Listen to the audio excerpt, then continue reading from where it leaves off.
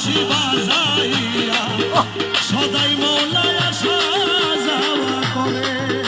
হায়রে আমার বাড়ির উপর দিয়া মোহন বাঁশি বাজাইয়া সদাই বন্ধু আসা যাওয়া করে।